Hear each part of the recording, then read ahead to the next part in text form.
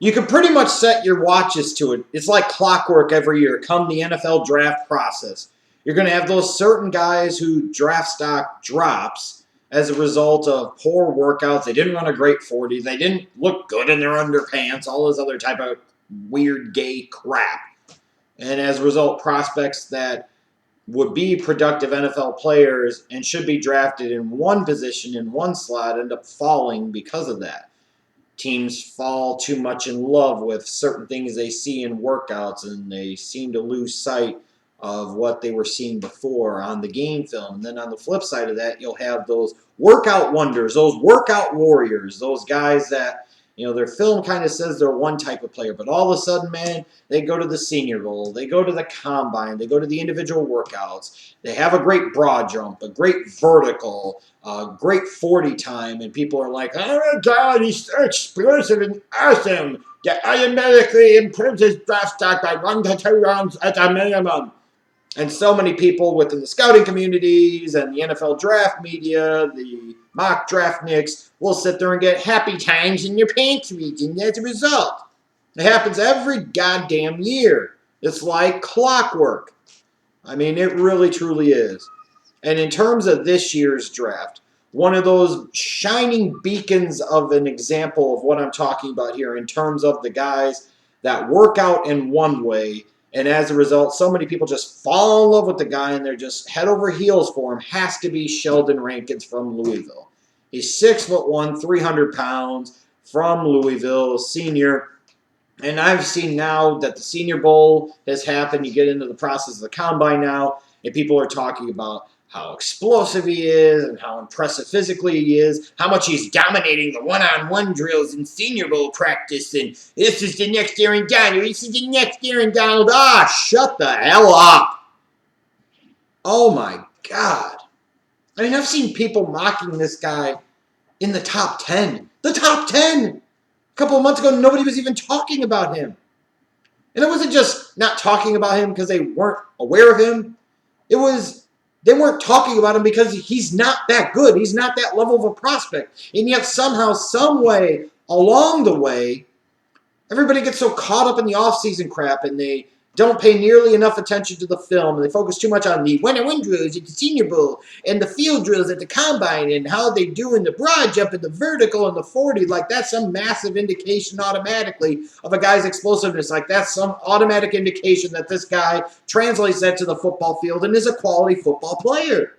It's just crazy. And it's foolishness. And yet people fall into this trap every God-blessed mother-humping year. It's like, what in the bluest of blue fucks is wrong with people? Do you not learn from the mamulas of the past? I'm just saying. Now, this is not to sit there and say that Sheldon Rankins doesn't have some things on tape that I like, or that there aren't things that I think translate well to the NFL level. He is an undersized guy, but he's got really good quickness, really good initial quickness. This is a guy that can beat offensive linemen off the snap. This is a guy that can get to where he wants to consistently before the offensive lineman can get him where they want him to go. And that's a nice trait to have, especially when you're looking at a guy and you're projecting him as a three-technique kind of one-gap penetrating defensive tackle at the NFL level. He has that initial get-off. He has that initial burst. He has that initial quickness to be able to sit there and be able to beat offensive linemen to the spot and have control. And control is so much when we talk about life, and it most certainly is in football. You want to dictate the terms. You want to dictate what's going to happen before the other side could do it to you. I also like his initial punch, too. This is a guy that has a really strong initial punch, and he gets into that offensive lineman, and he's able to dictate and control at times what that offensive lineman's going to do, and he can guide him and shield him to where he wants to go. That initial punch, he's very explosive with it. He's very strong with it. He's very sudden with it. It really jumps out to me on film. His hand usage in general is pretty good. This is a guy, like I said, along with that initial punch, does a good job of utilizing his hands, being consistent, in my opinion, with his hand positioning, fighting with his hands, and countering with his hands. And these are things that you see a lot with guys coming out of college, getting ready to the NFL level. It's the lack of advanced hand usage. It's that lack of ability to be able to effectively counter, to be able to do more than one thing. A lot of college prospects, even the really good ones a lot of times, if they get to their initial thing, if they do what they set out to do, then that's great.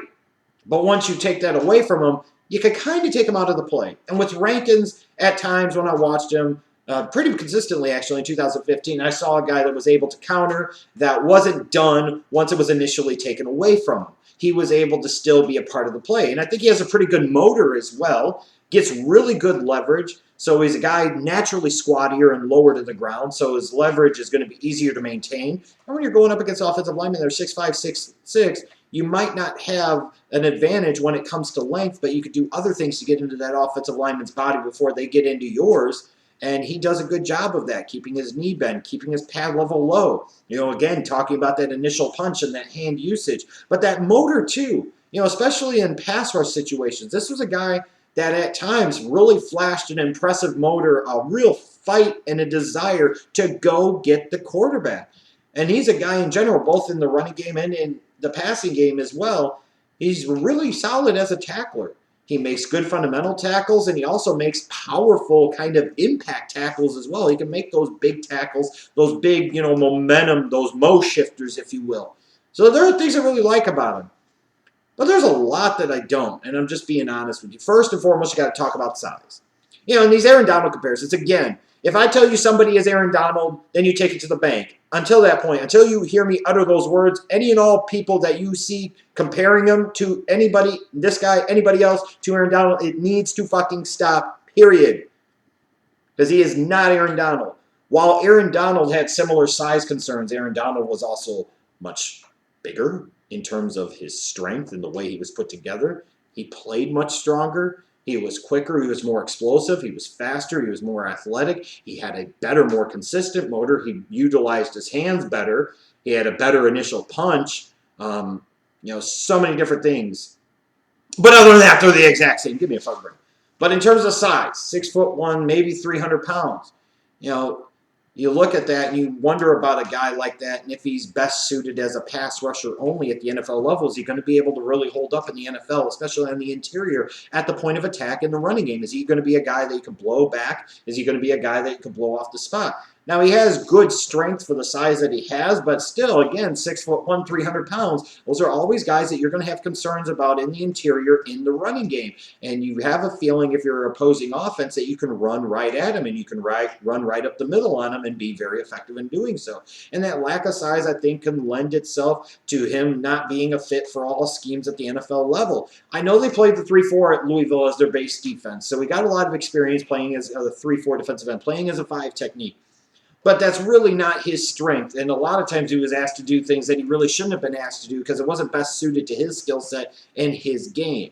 And he was playing out of position. And I applaud him for being productive in a situation where it wasn't custom made. It wasn't suited for his skill sets and his strengths. But you look at it NFL-wise, 6'1", maybe 300 pounds. Are you really going to play him as a 3-4 defensive end? Some teams may say because he did it at Louisville he can. I don't really think so. He's a little too big and not quite explosive enough to play defensive end in a 4-3. He's way too big, obviously, to play outside linebacker in a 3-4. So you pretty much got, and I don't know if he's strong enough to play the nose tackle in a 4-3. So he's pretty much a 3 technique, a 1-gap penetrating defensive tackle in a 4-3 exclusively. But when you look at the athletic part of his game and what translates to the field and what concerns you when you actually watch him on film, snap recognition. I talked about it. He's got a good burst. He's got very good initial quickness. The problem is he's very inconsistent in his get-off the snap. There were times he was the first guy off the ball. There were other times he was the last guy off the ball. And when you're already at a deficit in terms of your size, your strength, your length, you can't be getting off the ball late on a consistent basis because even the interior of the offensive line, guards and centers, will have a field day with your ass, and they'll get up in you before you can get up in them, and you're going to have all types of trouble making a real impact in the passing game as a pass rusher, and in particular in the running game, being able to anchor and hold your point. It all starts with that burst off of the line, that burst off of the snap, and his is very inconsistent to actually moderately poor. You talk about a guy that's a 1-gap kind of penetrating defensive tackle, you would expect him to have more pass rush moves than he does. He doesn't have the most refined pass rush technique. He's got some moves that he shows some of the time, But for a guy like him, I'd like to see him have a more effective swim move, a more effective rip move. I'd like to see him utilize a spin move. I'd like to see him be able to utilize a stutter step, be a little bit better in terms of when he's stunting. These are things that we're lacking in his game and things that are going to need work from an NFL coaching staff for him to get better at to be able to help realize his full potential at the NFL level. Also, you look at it from an athletic standpoint, he's athletic enough, but he's not phenomenal in terms of his hip flexibility and his suddenness and change of pace or direction.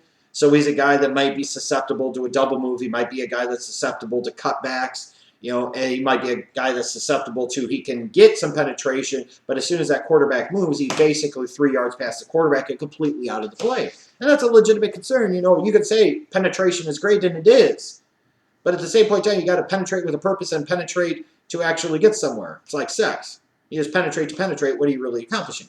Well, in this case here, he can penetrate, but if he's not finishing off the plays, and you can basically take him out of the play even when he does penetrate, how effective is that penetration really going to be?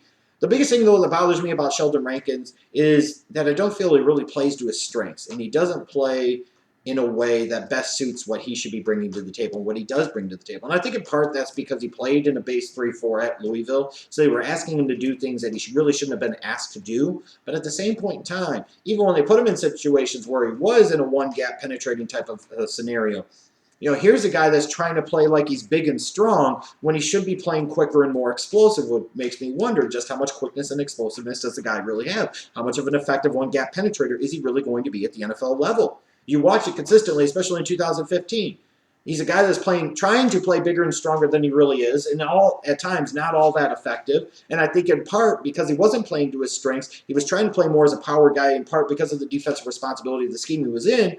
He started to wear down a little bit in games. And a guy with a good motor, but that motor wouldn't be as consistent later on. He would seem to get worn down. And I think if he did a better job of playing to his strengths and trying to maximize his strengths and stop trying to be somebody that he's not, he might be a better prospect than frankly he actually is. In terms of an NFL comparison, the best I can come up with maybe would be a Will Sutton, third-round pick for the Chicago Bears in 2014. Both of them coming out of college, undersized one-gap penetrators. Guys that at times gave you those flashes of dominance, those flashes where you sit there and say, yeah, this guy is a first-round pick. This guy could be a top 15 type of talent. They both have that type of ability to dominate at times as a one-gap penetrator. They do. Sutton had it coming out of Arizona State, and I think Sheldon Rankins at times demonstrated that same ability to me at Louisville. But they also have long and sustained periods, frankly, of irrelevance. Times where they really didn't make much of an impact in the running game, and they really weren't much of a factor in the passing game. So yeah, it's great when they have those flashes of dominance, and these are the things that get attention. But what happens the other 75-80% of the time where they're a complete non-factor and they're no part of the equation whatsoever on defense? They both are guys that have good strength for their size. I think Sheldon Rankins carries his 300 pounds better most certainly than Will Sutton did coming out of Arizona State, especially going through the draft process. Sutton was frankly kind of pudgy. Some teams might view them as fits for a 3-4, like I know the Bears are playing a 3-4, so as a result, they kind of try to shoehorn them in there because they want to get something out of them. But they really ideally lack the strength and the length to be able to play a 3-4 based end. Overall, this guy's gotten a lot of hype. And in particular, once the Senior Bowl happened, I was wondering if this was going to be true, is that people saw him in positional drills, they saw him in one-on-one drills, and saw him work out and started to fall in love with him and get hard-ons for him. And that's exactly what happened. Like I said, you set your clocks to it. It's like clockwork every fucking year. You got these guys like this all the time. All this tremendous Senior Bowl hype. People mocking him to the Giants at number 10 and everything else. The simple fact of the matter is, though, the film doesn't match the hype. The film is the reality. The individual workouts, the combine shit, the Senior Bowl shit, that's not the reality. His game-in, game-out film, his footage, what he does, and more importantly, what he doesn't do, that's the reality of who he is as a prospect. And again, he has flashes of dominance. He flashes first-round potential. But he should be more effective than he is. And he should be much more effective in particular as a one-gap penetrator than he showed me at Louisville. I just don't think he's as quick and as explosive as you think he maybe is. And at times, I think he really hurts himself by trying to play bigger than he is and trying to play a different style of game than he really should. In part, like I said, that's because of the defense that ran at Louisville. But in part, I think it's just a lack of understanding of what you can or can't do. And that really hurt him. ultimately, I'm going to give you a big workout warrior warning when it comes to Sheldon Rankins.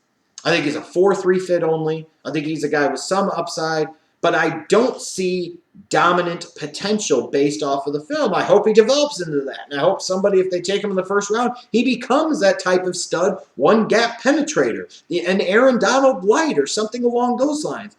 But the reality is, on film, I just don't see it.